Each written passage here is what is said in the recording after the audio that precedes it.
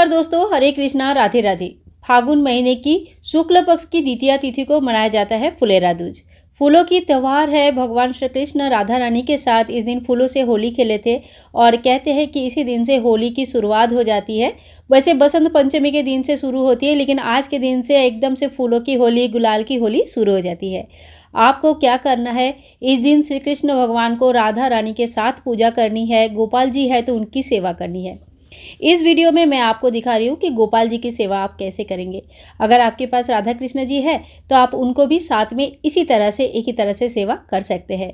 ठीक है, तो देखिए, एक आप चाहे तो मंदिर में पूजा कर लीजिए या तो अलग से पटला बिछा लीजिए, पीला कपड़ा बिछाइए और फूलों की आसन लगाइए।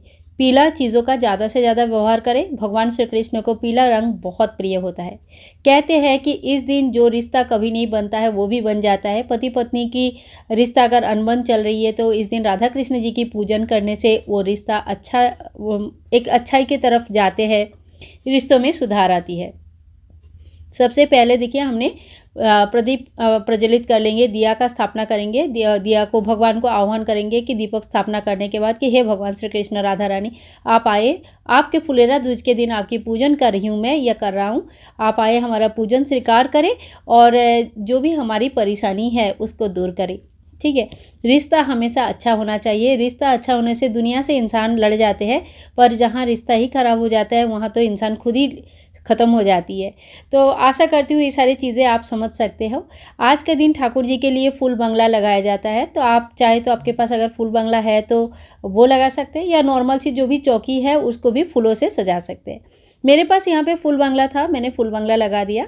उसके ऊपर पीला आसन बिछाया और एक थाल लिया, ठाकुर जी को स्नान कराएंगे। और इसके ऊपर देखिए मैंने स्वास्तिक बना लिया। इसके बाद देखिए, आपके पास अगर बाल राधा रानी है, जैसे मेरे पास बाल राधा रानी भी विराजमान है, तो मैं कल जब पूजा करूंगी तो मैं दोनों का पूजन करूंगी। ठीक है, अगर आपके पास खाली गोपाल जी है तो खाली गोपाल जी की पूजा करें आप। तो सबसे पहले शुद्धिकरण स्नान कराएंगे और ओम भगवते वासुदेवाय नमः, ओम भगवते वासुदेवाय नमः, ओम भगवते वासुदेवाय नमः, ऐसे मंत्र बोलते हुए हमें अभिषेक करना है। कच्चा दूध से जरूर अभिषेक कीजिएगा। कहते हैं कि सभी प्रकार का मनोकामनाएं इस दिन जरूर भगवान पूरा करते हैं। इसके बाद देखिए, हम फिर से शुद्ध जल से अभिषेक कराएंगे, क्योंकि जब भी हम किसी चीज़ से अभिषेक कराते हैं उसके बाद शुद्धिकरण स्नान होना जरूरी होती है। फुलेरा दूज के दिन फूल की विशेष महत्व होता है। तरह तरह के रंग बिरंगी फूलों को घर पर सजाया जाता है।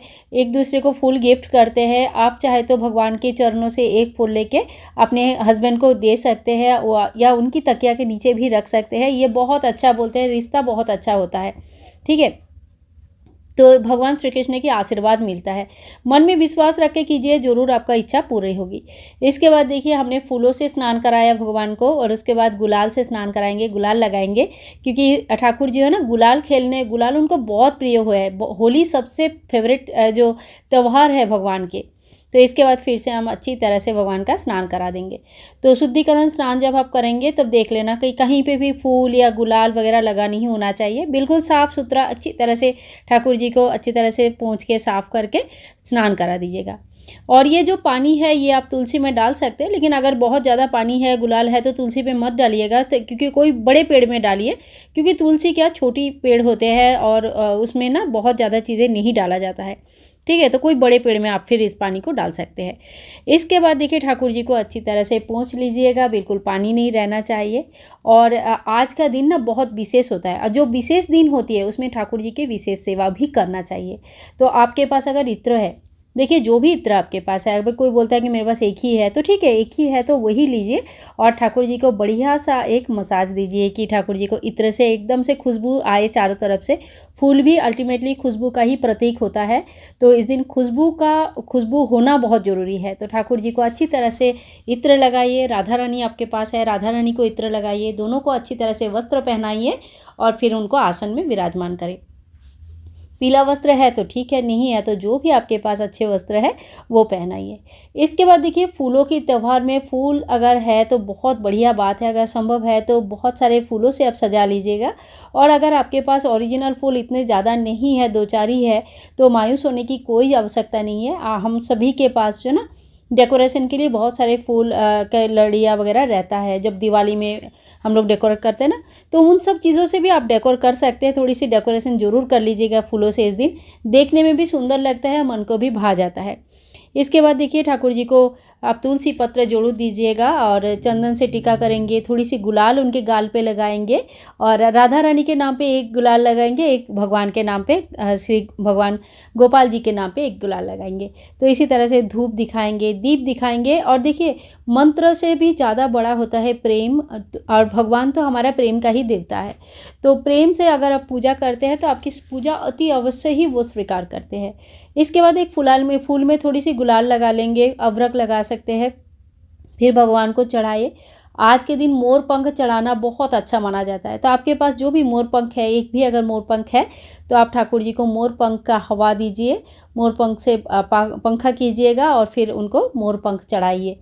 अगर जो बांसुरी हम लाते हैं ना जन्माष्टमी में, देखिए मैंने हर साल आप लोगों को बताती हूँ, एक बांसुरी कम से कम आप लाइए, वही बांसुरी का आप सालों साल पूजा कर सकते हैं, कोई दिक्कत नहीं है। लेकिन एक ऐसा बांस की बांसुरी हमारे पास होनी चाहिए। उस जन्माष्टमी वाले बांसुरी ठाकुर जी को आज अर्पण करेंगे कि हे ठाकुर जी, ये लो तुम्हारी बांसुरी, खूब बांसुरी बजाओ, खूब होली खेलो और खूब अच्छी तरह से खुश रहो, हमें भी खुश रहने की आशीर्वाद करो।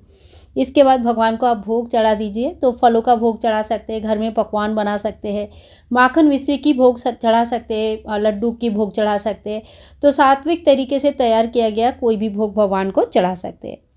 भोग चढ़ाने के बाद थोड़ी सी 1 गिलास जल भी जरूर चढ़ाएंगे, हम पानी देंगे भगवान को और उसके बाद हम आरती करेंगे। तो कपूर से आरती आप कर सकते हैं।